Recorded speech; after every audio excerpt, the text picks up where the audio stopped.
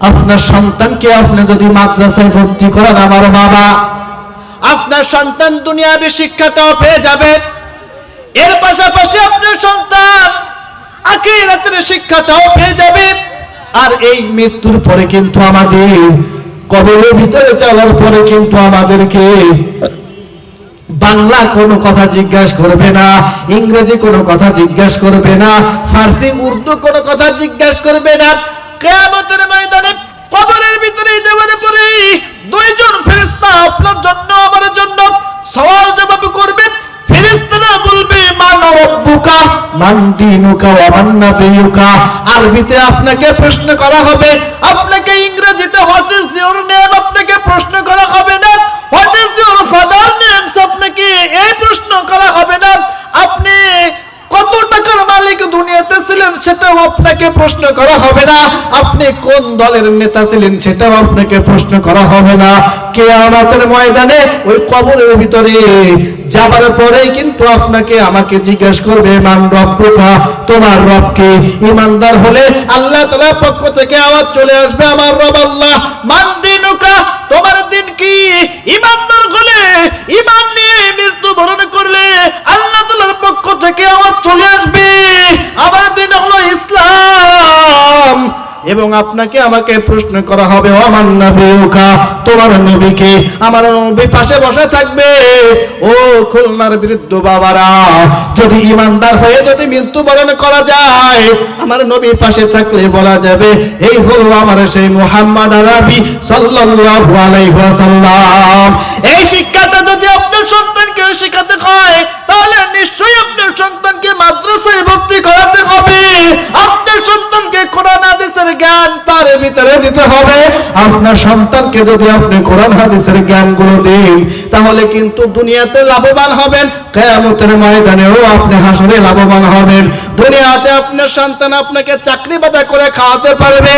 আপনারা কি আজ পর্যন্ত দেখেছেন খুলনার এই জমিনে আপনারা 50, 55, 100 বছর, 60 বছর যারা বেঁচে আছেন কোন আলেমদের মা কোন আলেমদের বাবা বৃদ্ধাশ্রমে রয়েছে?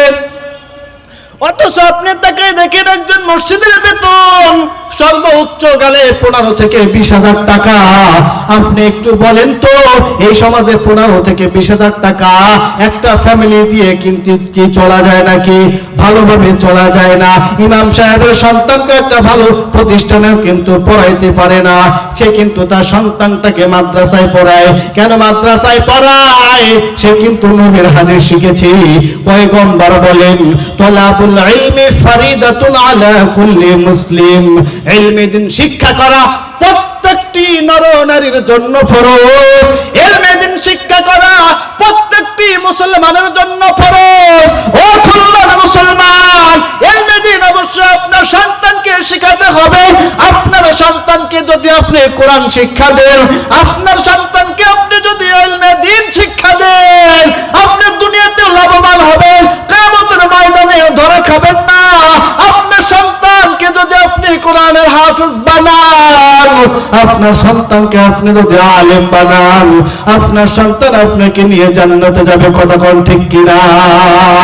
আপনার সন্তান, আপনার তো মৃত্যু অনিবার্য, মৃত্যু অবশ্যই হবে। যখন আপনি মাটির নিচে শুয়ে পড়বেন, আপনার সন্তান যদি মাদ্রাসায় পড়া হয়, আপনার সন্তান যদি কোরআনের হাফেজ হয়, আপনার সন্তান যদি একজন আলেম হয়, তাহলে আপনার মৃত্যুর পরে আপনার জন্য দোয়া করবে রব্বি রহমহুমা কামা রব্বায়ানি সগীরা। আপনার সন্তানকে যদি আপনি দোয়াটা এই দুনিয়াতে শিক্ষা দিয়ে না যেতে পারেন, আপনার মৃত্যুর পরে মাদ্রাসা থেকে ছাত্র ভাড়া করে নিয়ে আসবে, ইমাম সাহেবকে ভাড়া করে নিয়ে আসবে। কথা কোন ঠিক কিনা? আর আপনার সন্তানের ভিতরে যদি এই কোরআনের জ্ঞানটা থাকে, কাউকে ভাড়া করার দরকার হবে না। আপনার সন্তান নিজেই আপনার জানাজার নামাজের ইমামতি করবে। কথা কোন ঠিক কিনা?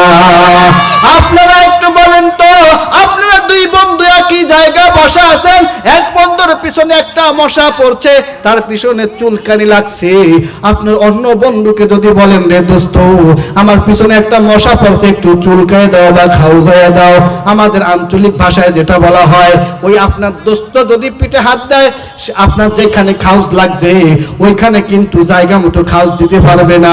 আপনি বলবেন ওইখানে আর এক জায়গা একটু নিচে দে, আর আরেকটু উপরে দে, বলবেন কি বলবে না? একইভাবে করে ও বৃদ্ধ বাবারা আমার, আপনার মৃত্যুর পরে আপনার সন্তান যদি আপনার জানাজার নামাজের ইমামতি করে, তাহলে ওই যে চুলকানির কথা বললাম, আপনার পিছনে যদি চুলকানি লাগে, আপনার নিজের হাত যদি দেন ঠিক জায়গা মতো চুলকানি রাখবে। কথা কোন ঠিক কিনা? আর আপনার মৃত্যুর পরে আপনাকে সামনে নিয়ে যখন জানাজা আপনার সন্তান দাঁড়িয়ে যাবে, আল্লাহু আকবার বলে যখনই তাকবীর দিবে, আপনার সন্তানের চোখ থেকে পানি বেরিয়ে পড়বে। আল্লাহ তাআলা ফেরেশতাদেরকে ডাকবে, বলবে, রে ফেরেশতা, ইমাম সাহেবের চোখে কেন পানি? ফেরেশতা ডাক দিয়ে বলবে, রে রব্বে কাবা, ও মালিক, যে মাইয়াতকে সামনে নিয়ে যে ইমাম সাহেব দাঁড়াইছে, ওই মাইয়াত অন্য কেউ না, ওই মাইয়াত হলো ইমাম সাহেবের পিতামাতা। তাহলে এবার আপনারা একটু বলেন তো, আপনার সন্তানকে মাদ্রাসায় ভর্তি করালে লাভ না ক্ষতি? আর একটু জোরে কর, লাভ না ক্ষতি? ও বাবা, দুনিয়াতেও আপনি লাভবান হবেন, কিয়ামতের ময়দানে লাভবান হবেন, মৃত্যুর পরে আপনি লাভবান হবেন। আপনারা এবার একটু ওয়াদা করতে পারেন, নাতিপুতি যারা আছে, সন্তানাদি যারা আছে, বা আগামীতে যারা আল্লাহ তাআলা যাদেরকে দান করবেন, তাদেরকে কোরআনের শিক্ষা দিবেন তো ইনশাআল্লাহ? কারা কারা হাত দুটো দেখতে চাই? নারে তাকবীর। 10 11 12 13 14 15, 10 11 12 13 14 15, সব সারিয়া আল্লাহর কোরআন ধরো ভাই ধরো, সব সারিয়া আল্লাহর কোরআন ধরো ভাই ধরো। 10 11 12 13 14 15, 10 11 12 13 14 15, সব সারিয়া আল্লাহর কোরআন ধরো ভাই ধরো, সব সারিয়া আল্লাহর কোরআন ধরো ভাই ধরো। এই কোরআন তো পড়লে রে ভাই কত ফজিলত, যার কারণে সাহাবীরা পড়তেন সারা রাত, ঠিক না? এই কোরআন তো পড়লে রে ভাই কত ফজিলত, যার কারণে সাহাবীরা পড়তেন সারা রাত। কোরআন হাদিস বুকে নিয়ে জীবনটা গড়ো, কোরআন হাদিস বুকে নিয়ে জীবনটা গড়ো, সব সারিয়া আল্লাহর কোরআন ধরো ভাই ধরো, সব সারিয়া আল্লাহর কোরআন ধরো ভাই ধরো। ছোট্ট সূরা ইখলাস রে ভাই 3 বার পড়িলে, এক খতম কোরআন পড়ার সব যে মিলে, ঠিক কি না? ছোট্ট সূরা ইখলাস রে ভাই 3 বার পড়িলে, এক খতম কোরআন পড়ার সব যে মিলে। আবু জার গিফারির মতো সূরাটি পড়ো, সাহাবাদের মতো করে সূরাটি পড়ো, সব সারিয়া আল্লাহর কোরআন ধরো ভাই ধরো, সব সারিয়া নবীর হাদিস ধরো ভাই ধরো। 10 11 12 13 14 15, সবাই 10 11 12 13 14 15, সব সারিয়া আল্লাহর কোরআন ধরো ভাই ধরো, সব সারিয়া আল্লাহর কোরআন ধরো ভাই ধরো। আল্লাহর এই কোরআন ধরতে আমরা সবাই রাজি আছি তো ইনশাআল্লাহ? কারা কারা দুই হাত দেখতে চাই? নারে তাকবীর।